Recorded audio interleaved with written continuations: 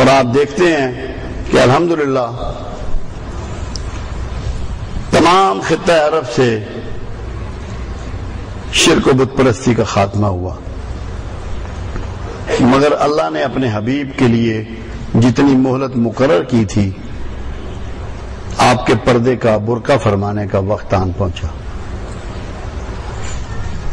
مگر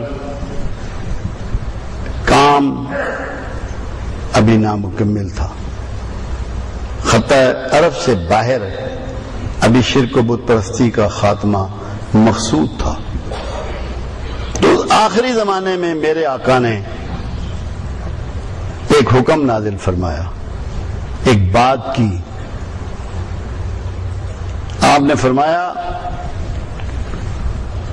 ہند میں غزوہ ہند ہوگا اور اس کے شرکاء میرے اولین کے برابر ہوں گے، اور وہ لوگ جو جہاد میں شامل ہوں گے کچھ کو قتل کریں گے، کچھ کو قید کریں گے، فتح یاب ہو کر شام میں عیسیٰ کی فوجوں سے جا ملیں گے۔ یہ جس دن میرے آقا نے فرمایا تھا پاکستان اس دن بن گیا تھا، وہ تھا پاکستان کے وجود میں آنے کا دن، جس کا مقصد یہ تھا اس بستی کے بنوانے کا کہ اس کے ہاتھوں، یہاں کے رہنے والوں کے ہاتھوں شرک و بت پرستی کا خاتمہ ہوگا۔ دنیا میں اگر کہیں اس وقت شرک و بت پرستی ہے تو بر صغیر میں ہے، اس شکل میں اور کہیں نہیں ہے۔ تو یہ عزت و احترام کہ جو اولین کے درجے کو پہنچائے، یہ پاکستانیوں کے نصیب کی بات ہے۔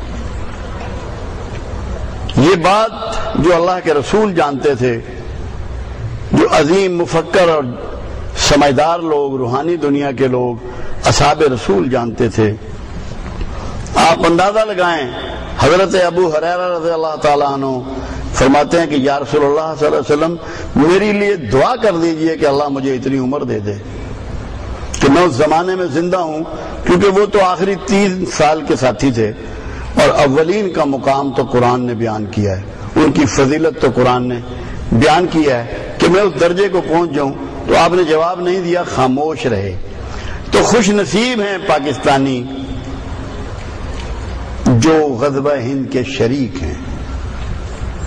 آپ کی مخالفت تمام قوتوں سے، تمام دجالی قوتوں سے، تمام حنود کی قوتوں سے صرف اسی خوف کی وجہ سے ہو رہی۔ وہ جانتے ہیں کہ یہ کیوں ملک بنا ہے اور یہ قوم کیوں وجود میں آئی ہے۔ آپ نہیں جانتے، آپ اس کا ادراک نہیں رکھتے، آپ نے اس کو سوچا نہیں۔ اب سے ٹھیک 8 سال پہلے فوج کا ایک ادارہ ہے، اس وقت اس کو NDC کہتے تھے، اب NDU کہتے ہیں، نیشنل ڈیفنس یونیورسٹی۔ وہاں پہ کلوزنگ سیشن پہ جب ان کے وار کورس وغیرہ دوسرے معاملات ختم ہوتے ہیں، ہمارے جیلمی کے رہنے والے تھے راجہ طارق جو نیول چیف تھے اس وقت، ان کا کلوزنگ سیشن پہ ایڈریس تھا۔ انہوں نے اپنے ایڈریس میں یہ کہا کہ میری سمجھ میں ایک بات نہیں آ رہی کہ اہل مغرب جو ہمارے لیے اپنی اسٹریٹجی بنا رہے ہیں، وہ اس میں اس خطے میں بہت بڑا اسلامی انقلاب دیکھ رہے ہیں، اور میں جو لوگوں کو دیکھتا ہوں، روز ملتا ہوں، آتا جاتا ہوں، رویے دیکھ رہا ہوں، مجھے کوئی اسلام کی بات ہی نظر نہیں آ رہی۔ لوگوں میں بگاڑ پہلے سے بڑھ گیا ہے، بے دینی بڑھ گئی ہے، خرابی بڑھ گئی ہے۔ تو وہ کہنے لگے مجھے یہ بتاؤ کہ وہ کیسے دیکھ رہے ہیں اور ہمیں نظر نہیں آ رہا۔ ان کے ہاں ماہر نفسیات بیٹھے ہیں، ہسٹورین بیٹھے ہیں، آپ کے ایٹیچیوڈ کو چیک کرنے والے بیٹھے ہیں، وہ آپ سے زیادہ گہرائی اور گہرائی میں اس بات کو جانتے ہیں کہ کسی وقت بھی آپ کا ایٹیچیوڈ کیا ہو جائے گا کوئی پریڈکٹ نہیں کر سکتا۔ صرف یہ ادراک آپ کو مل جائے۔ اب دیکھیں غزوے کا لفظ استعمال ہوا ہے، یہاں بہت پڑھے لکھے لوگ بیٹھے ہیں، غزوے کا تو مطلب ہوتا ہے کہ رسول اللہ صلی اللہ علیہ وسلم کا کسی جنگ میں شامل ہونا، وہ بڑی لڑائی ہو یا چھوٹی لڑائی ہو۔ رسول اللہ صلی اللہ علیہ وسلم تو فزیکلی اس جنگ میں نہیں آئیں گے۔ غزوہ کیوں کہا گیا اس کو؟ اس لیے کہ مشن رسول ہی کا ہے، رسول کے مشن کو آپ نے لے کے آگے چڑھنا ہے، اور یہ اعزاز پاکستانیوں کو اللہ نے دیا ہے۔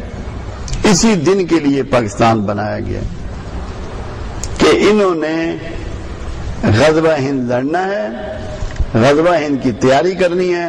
ہوا یہ ہماری بدقسمتی کہ ایک تو ہمیں یہ علم دیا ہی نہیں گیا، ہماری بہت بڑی تعداد کو یہ معلوم ہی نہیں کہ غزوہ ہند کیا چیز ہے، کب آئے گا، کیسے ہوگا۔ سب کو آسائش دنیا کے پیچھے لگا دیا گیا ہے۔ وہ تھوڑا سا سامان ہوتا ہے، تھوڑا سا مکان ہوتا ہے، آسائش چھوٹی چھوٹی چیزیں، ان کے پیچھے لگا کے انہیں ہمارا گول بنا دیا گیا، اور وہ بڑا گول جس سے ہم اللہ کے رسول کے اولین کے درجے کو پہنچ جائیں، وہ ہم سے چھین لیا گیا۔ تو وجود پاکستان کی سب سے بڑی بنیاد غزوہ ہند ہے، جس کے لیے آپ کو تیاری کرنی ہے۔ اب اس کو آپ ہمیں کیسے کنفرمیشن اس کی ہوتی ہے؟ 442 سال پہلے راولپنڈی میں مدفون عبداللطیف شاہ عرف بڑی امام، ان کے ملفوظات قدرت اللہ شہاب مرحوم کو ہالینڈ کی، جب وہ ہالینڈ میں سفیر تھے تو وہاں سے ان کو وہ ہاتھ لگے، جس میں واضح طور پر تحریر ہے کہ میری قبر کے گردا گرد ایک شہر تعمیر ہوگا جس کا نام اسلام پر رکھا جائے گا اور جو اسلام کی نشأت ثانیہ کا مرکز ہوگا۔ وہ ملفوظات قدرت اللہ شہاب وہاں سے لے آئے، پاکستان میں اب میسر ہیں۔ اب آپ دیکھیں ان کی ایک بات کا ایک حصہ پورا ہو گیا کہ ان کی قبر کے گردا گرد شہر تعمیر ہوا، کراچی سے دارالخلافہ اسلام آباد پہنچا اور اس کا نام بھی اسلام پہ رکھا گیا۔ تو پاکستان تو 442 سال پہلے بن گیا تھا، اور مشن بھی بتا دیا گیا کہ نشاط ثانیہ کا مرکز ہوگا۔ جو عروج ثانی ہے مسلم دنیا کا، یہ جو پیچھے لکھا ہوا ہے کہ اگر مومن ہوگے تو تم ہی غالب ہوگے، اس کی نشاندہی اللہ کا ایک ولی فرما گیا۔ اس وقت کہیں نقشے میں تھا کہ یہاں اسلام آباد بنے گا، کسی کتاب میں تھا، کہیں تھا۔ انہوں نے کنفرمیشن دی اس بات کی۔ روحانی لوگ اسی انداز سے کنفرمیشن دیا کرتے ہیں کہ غزوہ ہند تمہیں نے لڑنا ہے۔ اور اب مجھے تو 101% یقین ہے، کیونکہ جس شدت سے آپ کی مخالفت ہو رہی ہے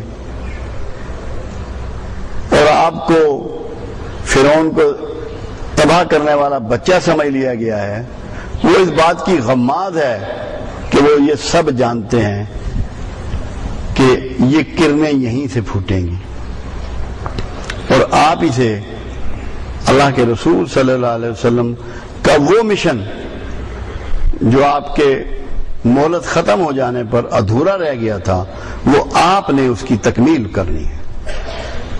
اب ابھی سے ہمیں اس کو سمجھنا ہے، جو پاکستان کی ترقی میں، فلاح میں، مضبوطی میں کردار ادا کر رہا ہے، وہ غزوہ ہند کا شرکاء میں سے ہے، ان کے اندر شامل ہے۔ اور جو پاکستان کو کسی طریق پر بھی نقصان پہنچا رہا ہے، آپ یقین کر لیں کہ وہ ان باغیوں میں سے ہیں جو غزوہ ہند کے مخالف ہیں۔ حالات کچھ بھی ہوں، کتنے برے ہوں، حکمران کچھ بھی ہوں، آپ کو پاکستان کی مخالفت نہیں کرنی، قربانی دینی ہے، سیکریفائز کرنا ہے، صبر کرنا ہے، برداشت کرنا ہے۔ میرا مدینہ منورہ کے نزدیک ایک گاؤں میں جانے کا اتفاق ہوا، تو وہاں ایک بوڑھا شخص ایک چھوٹی سی پہاڑی سے اتر کے پانی لینے کے لیے نیچے آ رہا تھا، بہت کافی نیچے۔ تو میرے ساتھ جو شخص تھا میں نے اس سے کہا کہ اس سے پوچھو یار